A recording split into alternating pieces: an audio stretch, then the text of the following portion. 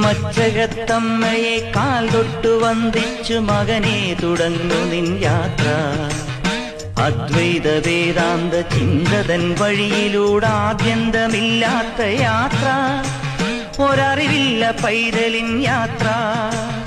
മച്ചകത്തമ്മയെ കാൽ തൊട്ടു വന്ദിച്ചു മകനെ തുടങ്ങു നിൻ യാത്ര.